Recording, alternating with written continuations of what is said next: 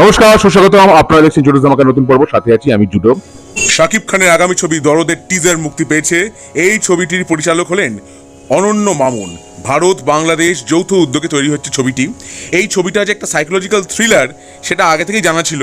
দুলু মিয়া মানে শাকিব খান হচ্ছেন একজন অটো চালক। এই ছবির অনেকাংশ শুটিং হয়েছে কাশিতে। সোনাল চৌহান অভিনয় করছেন শাকিব খানের বিপরীতে। এছাড়াও পায়েল সরকার, বিশ্বজিৎ চক্রবর্তী, রাজেশ শর্মা, রাহুল দেব অনেকেই আছেন এবং প্যান ইন্ডিয়া এই ছবিটি মুক্তি পাবে। এবং টিজার দেখে যা মনে হচ্ছে দুলু মিয়া আসলে গভীরভাবে অসুস্থ।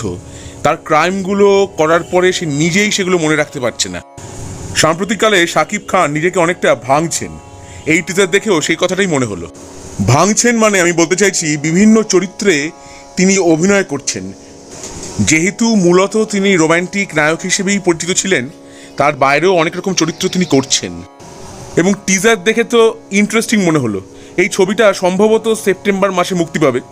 তার আগে এই ছবি ট্রেলার ইত্যাদি আরও কোনো খবর পেলে আপনাদের সঙ্গে তো নিশ্চয়ই তা শেয়ার করব এবং ছবিটা আমাদের এখানে মুক্তি পেলে দেখে তার রিভিউও অবশ্যই করব।